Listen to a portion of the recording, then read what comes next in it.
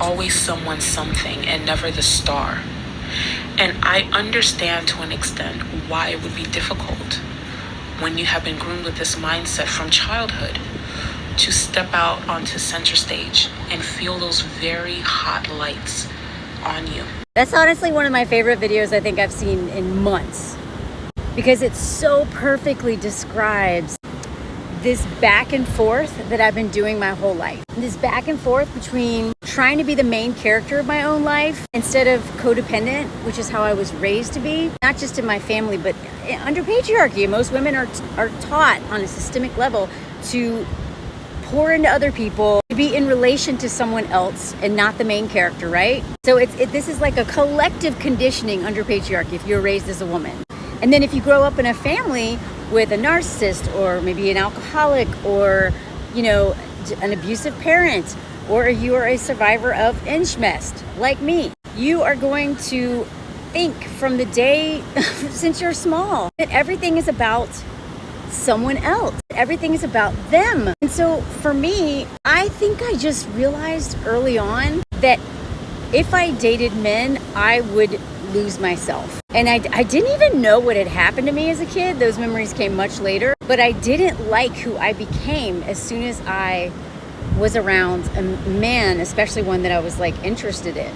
And so my 20s and half my 30s were about me being the main character and me fiercely being the main character of my own life, to the point where I became like a lone wolf. I became the dude that I complain about on here all the time. It's like this weird thing where in order to not be abused by or consumed by, made invisible by men, I went so far the other way to be the star of my own life, to not let any person, especially a man, tell me where to go, what to do. And that's why I had such an amazing life. That is what got me to places like this.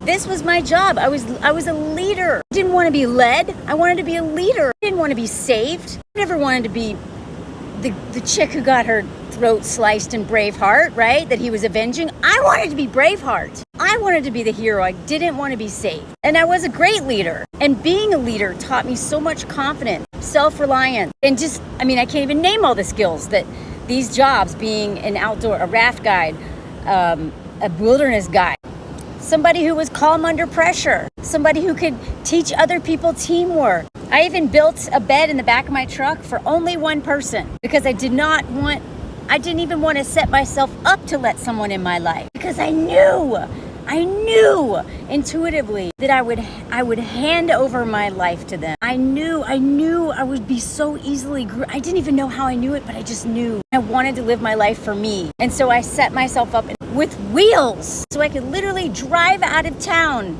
the moment I felt unsafe, the moment I felt like things were getting too intimate. I had my big old tires, all my gear. I paid all my own bills, and I didn't need a man. I was the leader, not the follower, and I refused to be anything but that because I had been groomed by one of the most important people in my life to make everything about him, to not even have an opinion, to justify everything he did in order to love that person, in order to stay connected to that person, because I was a child. And because I knew this inner conflict happened in me when I loved somebody, I just chose not to love at all. I just put this thing lock and key. No one's getting in here. Maybe you can get into my brain, but not into my heart, baby. No one gets in here. And so I used men so they wouldn't use me. I forked men that I didn't like.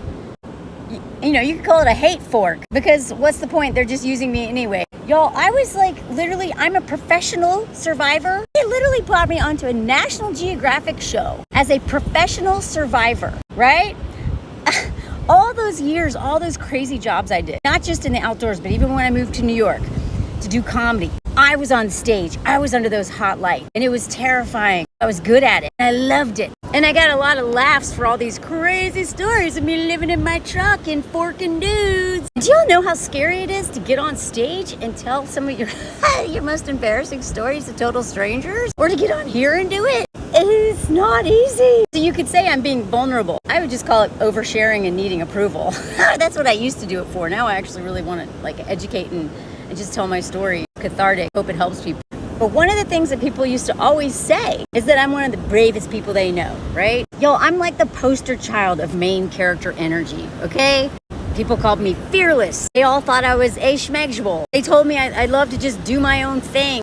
But you know what? That was an extreme overcorrection for what my mutual's talking about in that video. I wanted so bad to live a life, my own life, and I was convinced there was no way I could do it because I just knew every time I tried to get involved with a man, I would immediately just defer to him. Everything became about him and it scared the crap out of me. So I just cut them off. And I used them for schmegs occasionally, but I basically just cut them off. And I have no regrets. None. Those are the most important, one of the most formative years of my life. And at a certain point, I wanted more. I wanted to know what this love thing was. You know, when I was like 34, I went to a wedding. 32. And I realized all my friends are married and having kids. That's okay. I don't want kids. And that's okay that I wasn't married. But I'd never even been on a date, y'all. And I was like, I guess that's kind of weird. And then the couple explained to me what marriage was for them. That they made each other's lives better. That life is full of like, you know, shit storms, and they basically go through it together and help each other, protect each other during those hard moments. And I was like, what? So then I thought I'd start dating. And I mean, I've done so much healing, y'all. I've been like working on myself like it's an unpaid full-time job that costs a fortune, actually. I've been doing this for like 2 decades. But I didn't realize that I had more healing to do. So at 36, I fell into, more or less, didn't plan on dating this man, but I was so eager for a relationship that I fell into one with a man who raped me multiple times and almost me. That was the closest I'd ever come to love. That was the first time at the age of 36. And that was also my first That's a whole nother TikTok, how men will use that to reel you in. And that's when I realized, because I went to one of my like mentors, and they were like, look, Melanie, we worked so hard on trying to help you open your heart. All this work to try to help you open your heart because it's been closed off to everybody because of your fear of being consumed by someone, held captive. But you can't, having an open heart doesn't mean letting just anyone in. You have to be very careful who you let in your heart, but you can't just not let anyone in. What is the point of being here? Like, what are you doing here? You're missing out on love. And I don't just mean romantic love. Just in general, I'd only really opened up truly to a couple people and a few people in my life. And so my healing has been about trying to find this balance between main character energy, but also not unbelievably selfish. Because during those years where I was a lone wolf, I literally acted just like a dude, y'all. And I think women need to learn how to do that more. Focus on yourself. What do you want? What are my goals? What am I gonna do? Focus on your money, your career,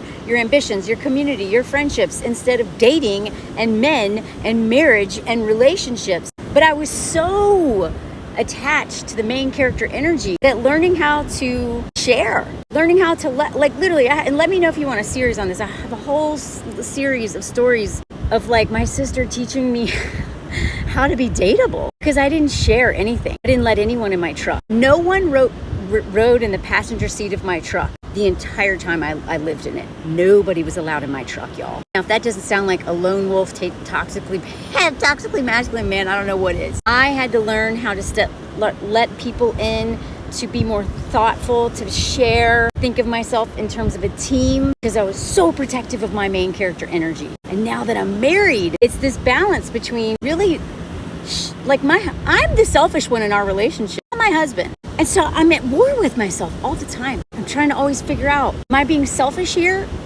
or am I being codependent? And it's a mind fork, y'all. But the reason why I wanted to talk about this is because, yes, I talk about men being abusive all the time because I didn't know what to look for. I didn't know what red flags to look for. To me, this was all normal. And I want to educate women or anybody in an abusive relationship to know what those signs are.